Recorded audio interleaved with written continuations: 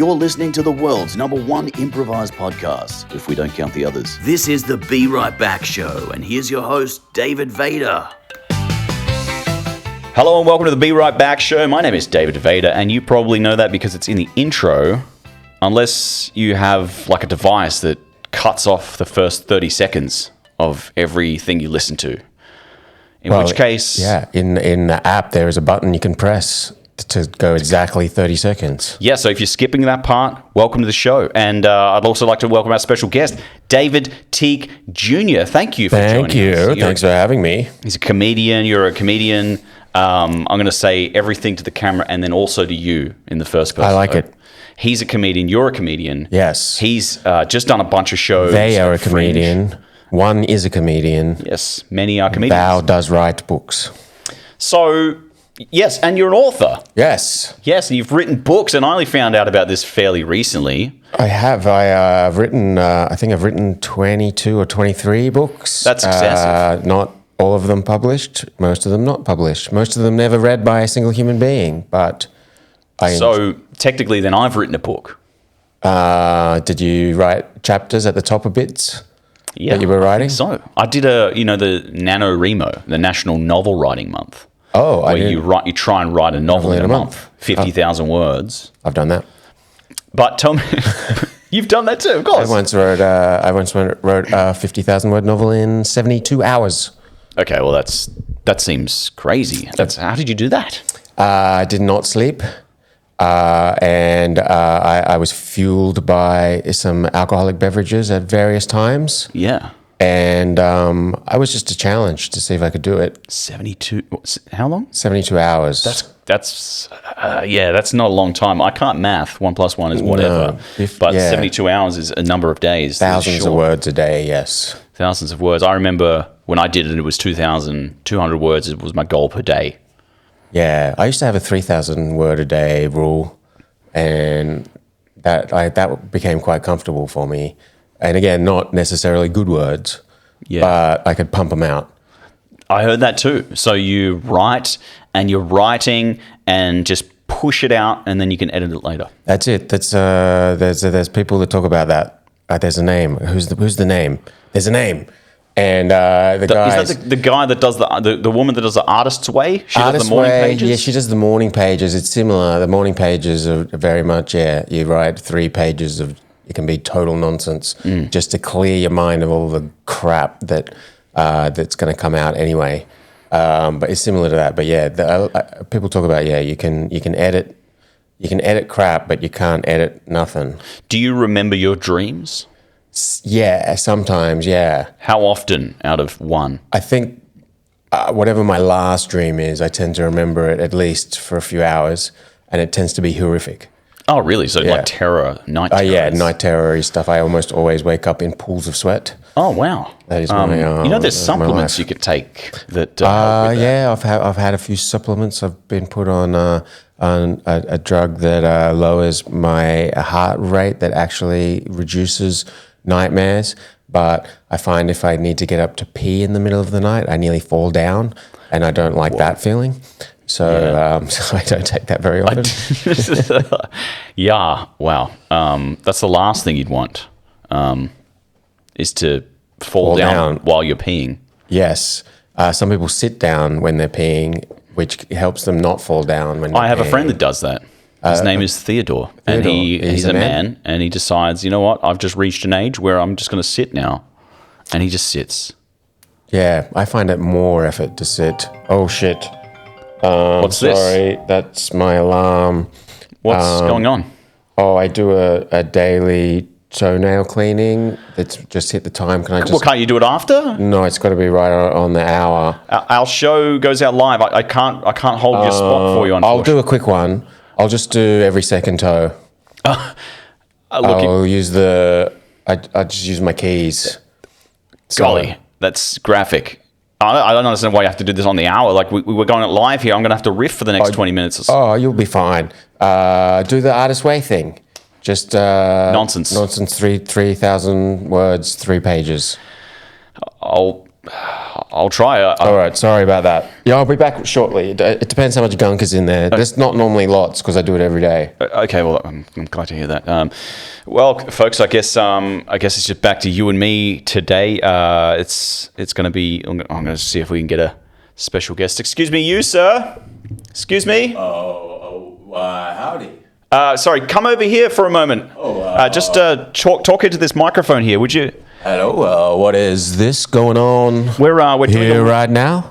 We're doing a live show, so I'm just wondering. Oh, hello. There's cameras here. Yeah, wondering if I could maybe borrow your time for the next 20 minutes or so. Yeah, sure. We've got a live audience. Hi. Hello at home. What was your name, sir? Sam. Sam. I'm Sam the Sandman. Nice to meet you, Sam the Sandman. Are you working in the sand industry, building or something like that? Well, you've come to the right guy if you're looking for some sand. Well, I sell sand and I sell businesses that sell sand. So you're like a merchant of sand. You are a multi-level merchant. Yes, I'm a sand mogul. Wow, Sam the Sandman mogul. You can find me at Sam the Sandman at samthesandman.sam. Wow, I didn't realize there was a .sam domain. Well, I started that one. You could have just shortened it to, if you'd gotten lucky, you could have gotten sandman.sam, and then you could... But I'm Sam the Sandman.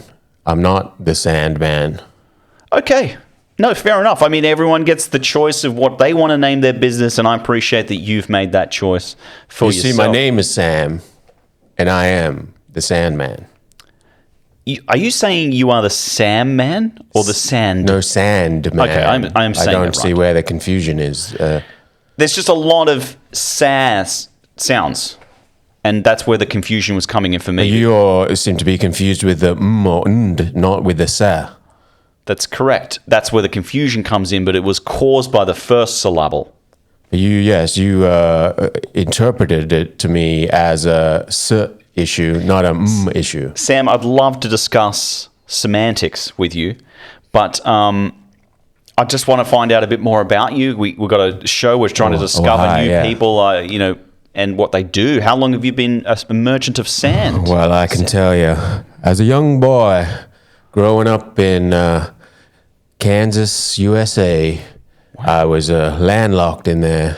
Never saw the goddamn ocean in my goddamn life. Wow. But then one day, my old pappy said, "Time for you to see the ocean, young man." He called me young man, but I was still just a boy. Yeah, well, it's a compliment. And he put me on that great river, and I floated on down there to the beach. That's the Mississippi, I believe. That's the one. And it goes all the way down to the beach. It goes all the way down to that Gulf of Mexico, which is still the right name for it, by the way. Well, yeah, of course. It's the Gulf of Mexico. They tried to rename it. That ain't gonna stick. It's not going to stick. We've been telling stories about that Gulf of old Mexico for a long time now, and those stories ain't gonna change. Well, you can't amend a story from your past to change the name. Well, let's dive like a little bit. Twitter X thing, like people are like, "Hey, I tweeted you," and you're like, "No, you X'd me," and then all fucking hell breaks loose. That's true. The X thing, you can't really say it as a verb. Doesn't work. You can't do a tweet. You can't do an X. You can do a tweet. X marks the spot. That's a great point, Sam. So you're a merchant of sand. You grew up in Kansas. I went on down to that beach, down that mighty Mississippi, and I saw that sand there, and I put a little bit in the bucket. And then I found myself walking back to the boat. How old were you? I was 9 years old. You were 9 years old? Just a boy. Father cast you on a river. It was my grandpappy. He said, "It's time for you to be a man, boy." He called me boy when he said it like that. Yeah, well, he was saying it's time for me to be a man, and a man has seen the ocean. So I went on down on that boat, and I saw that ocean. But what really struck me was that sand that kind of separates the land from the sea. In between, there's sand. That's right. It's everywhere. It's like really the border that separates the ocean from the land. Well, I put some of that in a bucket, and when I got back to the boat, I realized I'd taken the bucket with me. And then I said to my grandpappy, I better go take this sand back. And my grandpappy said, you can keep that, boy. That's free. And I realized something that day. Sand is free. Sand is free. So I thought I could sell that. So how do you convince people to buy your sand that you've procured presumably from the beach for free? There's a lot of chances to buy sand out there. You got a flood, you need some sandbags. You got some vomit in your hallways, you put a bit of sand on there. You got some underpants that are too comfortable, sprinkle a little bit of sand in there. No, you're making a joke. You're a bit of a jokester. People don't actually put sand in their underwear, do they? Sand? Well, I don't judge what people do with the sand once I've sold it to them. Well, but surely you'd know. Has anyone ever come to you and said, I would like some sand for my underwear? Occasionally, people reference their underwear during an exchange of merchant quality, and they will say, does this sand maintain its coarseness under the pressures of the underpants up against the skin? And I say, well, you'll have to talk to the manufacturer of the sand. And that's you, right? No, the manufacturer is God. Oh, I see. You're going one level up. Exactly. Yeah. So you're really... But you mentioned that you're also a merchant of sand businesses. Yeah. What other businesses? Do you want to make some money selling sand? I'll teach you how. I don't really want to, Sam, but I'm sure the audience would, so tell us how. Well, you just email me at Sam The Sandman at samthesandman.sam and send me $1,000 in whatever currency you happen to be using at the time. I take Australian dollars because I'm here in Australia right now. I'll take US dollars. I will take Canadian dollars. I will take New Zealand dollars. I will not take anything that is not called a dollar. If it's a rupee, if it is a peso, if it is a lira, if it is a franc, if it is a pound. And is that just your, like, American exceptionalism? I like a dollar. You do a hard day's work, you earn a hard dollar. And that's how I was raised by my grandpappy, and I want to earn those dollars. Yes, but as an adult, you understand the concept of an exchange rate. Like, the rupee can be the equivalent of a dollar if there's enough of them. Well, I don't do that fancy exchange stuff that you guys talk about here over in Australia. You really like to deal with the most basic of elements, whether it's the dollar or whether it's sand. I'm a simple man with a simple business, and I like it to stay simple because simple-minded folk out there, they like it simple too. Well, Sam, in the interest of being simple, can we back it up a little while? I want to learn more about your story. You're 9 years old. Your grandpappy casts you down the Mississippi from the starting point of Kansas. Kansas. Is that correct? So that's where the Mississippi starts? Oh, it starts way up there in the hills. Yeah, and then you travel on this, was it a boat or a raft? It was a boat. And you head down the beach, you pick up a bucket of sand. Now you're heading home. Are you rowing? How are you getting home? Is it a speedboat? Well, as you know, the Mississippi flows south.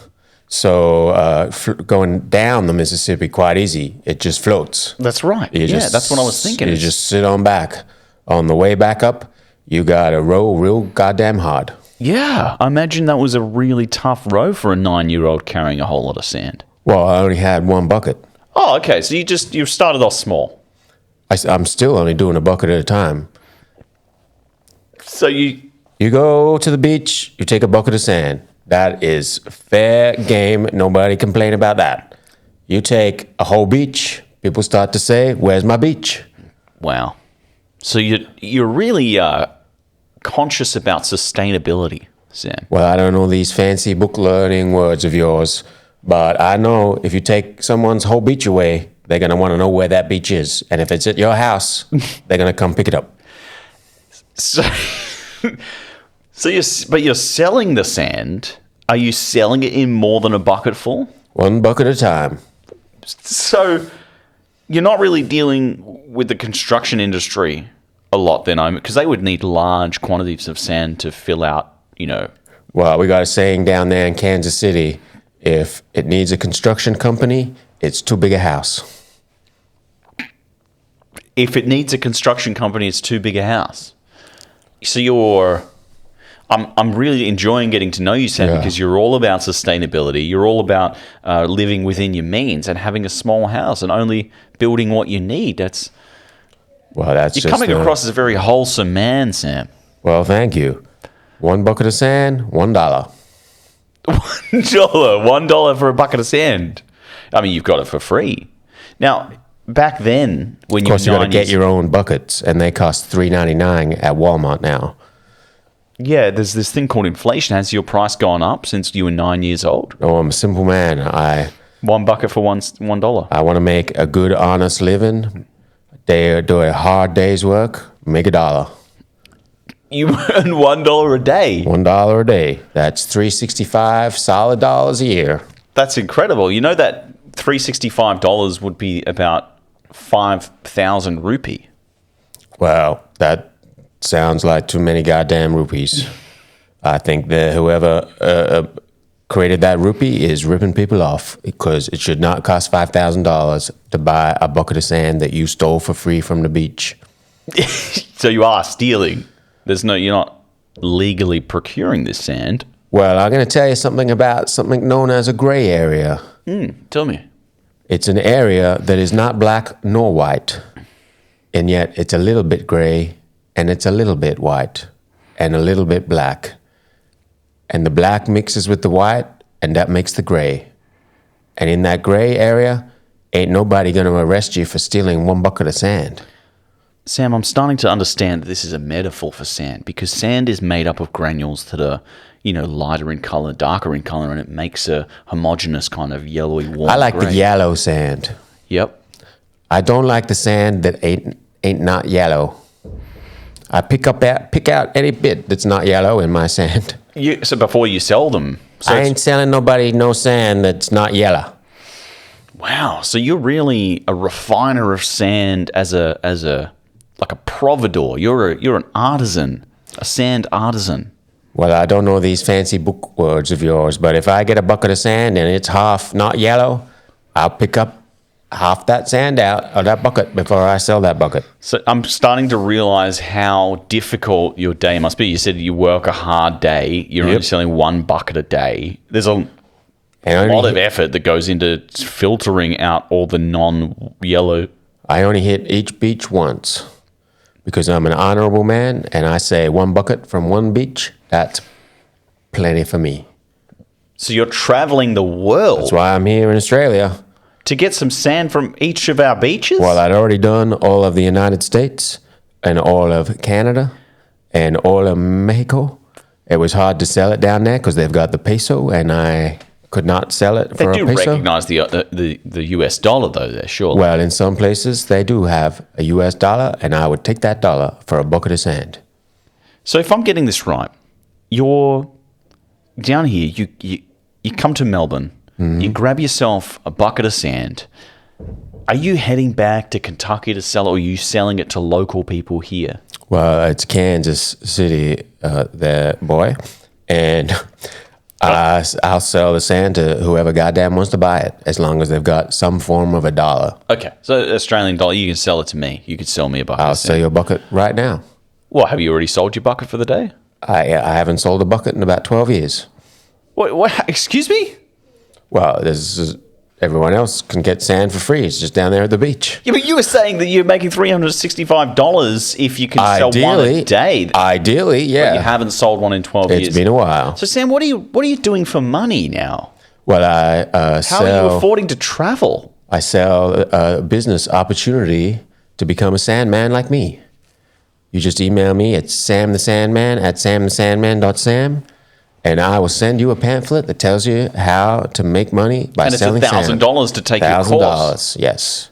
Yeah, but why would anyone take a course for $1,000 if they can't even make $365 a year? Well, they can make $365 a year if they sell a bucket of sand a day. Yeah, but it's going to take them 3 years to get their money back. Exactly. Just 3 short years, and you'll be in pure sand profit. Pure sand profit from then. But it sounds like the secret to selling sand is really to get it for nothing.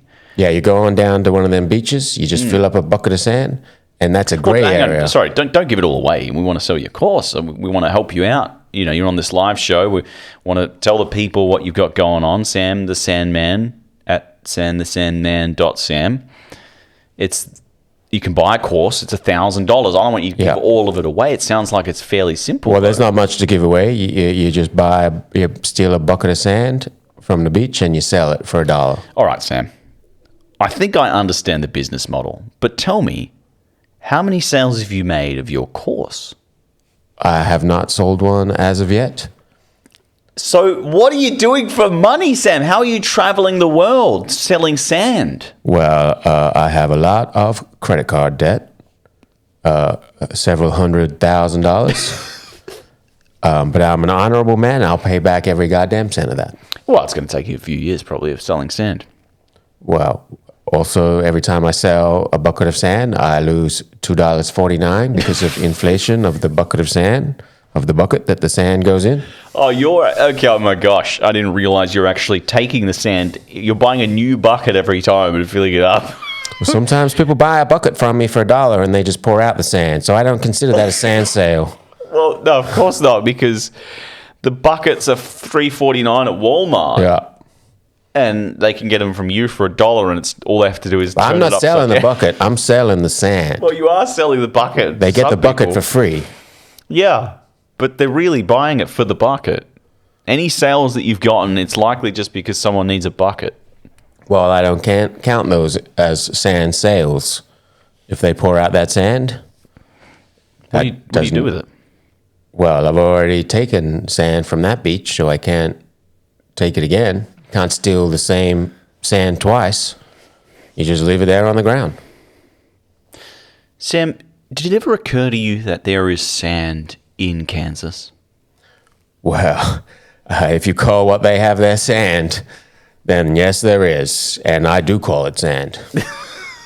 Yeah, okay. So it is sand. Yes. So okay. They got sand in the desert. They got sand in the Walmarts. They sell it for 99 cents a bag, which is about 12 buckets worth. It's real good in tornado season, really block up any floodwater. Has there been many tornadoes up in Kansas? Every goddamn year in Kansas, there's a tornado season. There's a season. Twisters, we call them. Okay. That's why you can't have a big house that needs the construction company, because that house ain't going to be there by next season. There's a movie called Twister with Bill Paxton. He's one of my favorite Bills. And he's a good Bill. I also like Pullman. Bill Pullman. They're the two Bills I like. That's great. Paxton and Pullman. Bill Pullman and Bill Paxton. But Bill Paxton was in a movie called Twister. He sure was. Was and that lady from that show was in it too. Jodie Foster. Holly Hunt. Yep. The one from Mad About You. That's the one. And Helen Hunt. Helen Hunt, that's the one. And in that show, they weren't always mad. That's sometimes they got along. I'm starting to again dive into this idea that you are some mystic sage presenting metaphorized advice. Because you're right, the world, all you need is a small house. There's a lot of what you need is free on the beach in terms of your mental state. They say the best things in life are free, and when it comes to sand, that is correct. Except for the sand at Walmart, which is higher grade than my sand. Oh, don't sell yourself short, Sam. I'm sure you do a fantastic job refining your sand. Well, they wash theirs. Mine's full of human feces. Well, I mean, it's at the beach. No doubt there's trace elements of all sorts of things. Human feces seems a bit much. It seems like... Well, I am on the road a lot, so I don't have a regular toilet. All right, Sam, I think I get the picture. I'm going to spare the audience for that description. What's your favorite movie? I like that one where Bill Paxton played Bill Pullman. I don't think I've seen that one. It's called Bill Does Bill. Bill Does Bill. That's sounds like it would attract a high Rotten Tomatoes score. I don't know these fancy book words of yours, but it attracted a high Sam the Sandman score. So you have a score that you rate movies on. I sure do. Let me guess. Let me go out on a limb. Is it a certain number of buckets out of 10? Of buckets of sand out of 10? Yeah. No, I do individual grains. Okay. Each bucket holds about 10,000 grains. And I will tell you... There's definitely more than 10,000 grains in it. No, I have counted up every single bucket I've ever sold. You count each grain? I keep it at an even 12,000 grains in every bucket. Sam, there's no way that a regular sized 10-liter bucket, contains only 12. That would be like... Well, there's other things in there, as we have discussed. Oh.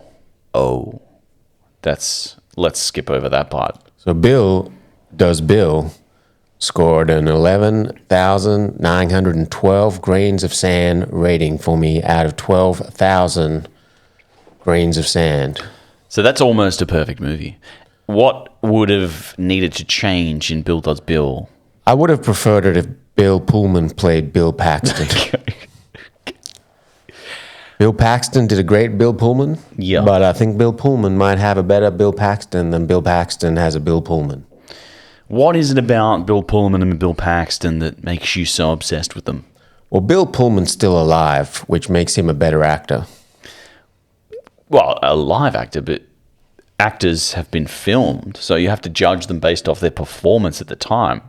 Well, I only watch them as they're making them. I like a nice, clean, honest movie watching experience. I'll hang on down there at the shoot and I'll just watch them. Have you ever heard of this thing called theater? A theater of the mind I've heard of. No, it's like a show. It's like a movie, but you're watching it on a stage and it's live in front of you. It's happening at that moment. Yeah, so it's like you're watching a movie get made. Very similar to that. Yeah, I like to do that. That's fun. That's incredible. So let me ask you another question, because obviously you're a movie connoisseur, you're a businessman. I'm curious what advice you'd maybe give to the youth of Australia as you're traveling around. What advice would you give to the youth who want to make something of their lives? Well, I've traveled up and down this great coast of Australia now, and I've discovered something that a lot of people might not know, but the animals here are free. You go out into the bush, you call it. There's just free animals everywhere. You sell one of them for $1, you've done a hard day's work for a good dollar pay. So it seems like you are amazed at the idea that when you exit your house, not everything it costs money. Not everything costs money. Well, I got these things called shops or stores. Yeah. In them, it costs money. But you go out into nature, that's all free. Have you ever heard of trees? Yes, I have. I've heard of trees. I have seen trees. And as a young boy, I climbed a tree. Did you know that the trees are free? Yes, but I'll tell you something. Those trees are hard to sell on account of they are attached to the floor. But the animals in the sand are not. There you go, ladies and gentlemen. Also, it's hard to get a tree in a bucket. Yeah, but do you put an animal in a bucket? You can get a small bird in a bucket. You can get a small rodent in a bucket. You can get a turtle in a bucket. You can get a crab in a bucket. You can get a fish in a bucket. You can get a slightly bigger bird in a bucket. You can get a baby wombat in a bucket. Tell me 10 other things that you can get in a bucket. You can get a baby monkey in a bucket. You can get a marmoset in a bucket. You can get somebody's wallet you found on the ground in a bucket. Is that free, though? If it's on the ground, it's free. You can get a small horse in a bucket. You can get a camel's hump in a bucket. You can get a bunch of eyeballs in a bucket. You can get a crocodile's penis in a bucket. 3 to go. You can get a kangaroo, whatever you find there in that pouch, that's free zone. You can get anything you find in there in a bucket. You can get a koala bear in a bucket. And you can put your own face in a bucket just to see what it's like for all them animals you've been putting in a bucket. It's incredible to experience the bucket for yourself, what you've done. I try out every bucket of sand before I sell it, and I would do the same with my animals. I feel like your advice has been so useful today, and I want to ask you just one more question. What are next week's lotto numbers? Oh, that'll be a 7, 19, 32, 33, 34, and the bonus number is going to be an 8. Wow, that's incredible. I feel like if you... Now, that's the Powerball number. You don't go playing that on the regular lotto, or you're going to have a bad time. No, of course not. Of course not. We're going to play Powerball here in Melbourne. But if you were to get a lotto ticket and win, you could pay off your hundreds and hundreds of thousands of credit card debt. Well, I'll just sell that ticket for $1, because that's how I make my money. I sell things for $1. Just a hard day's work for $1. One hard day's work for $1. It's absolutely incredible, Sam. Sam the Sandman. He sells sand. He teaches you how to make businesses that sell sand. He teaches you how to procure things for free. Well, I do have one little announcement to make. I have just started a new business. It's Sam the Animal Man at samtheanimalman.sam. And if you want to know how to sell them animals in a bucket that you find in the bush, you just send me $1,000 and I will tell you how to do it. It's, again, have you had any sales of this? Because I feel like... I started about 22 seconds ago, but I will check my email as soon as this is done. And I hope some of them kids out there are taking control of their own lives and sending me $1,000. Wow. Well, thank you so much for joining us today, Sam, on the Be Right Back show. I can see Dave Tieck is coming back in, so we'll have to say goodbye. Thanks again. Thank you for having me. I'll see you on the beach. Fantastic. Good to see you, Dave. Did you manage to wrap up your toenail cleaning? Sorry, that took a while. I didn't have my car keys on me because I walk here, so I had to use my house keys, and it's a thicker key, so getting it right under that nail was a bit of a challenge. Yeah, that sounds disgusting. Why are you doing that, man? Well, it's more disgusting to leave it in the toe than it is to get it out. Yeah, but like, why? I don't understand what happens in your life that you need to clean your toenails every single day. Well, it's about forming a great habit and never taking it for granted that your toes aren't disgusting. And now we're back on writing. It is about forming a great habit, a writing habit. Every day you're sitting down and you're doing your morning pages. If you've skipped a day of writing in your life, you're not a writer. Does texting count? No. Does corporate emails count? Definitely not. So the actual process is I have to sit down and be... If you're sitting writing a book every day, you're writing a book. Wait, what? That's how that works.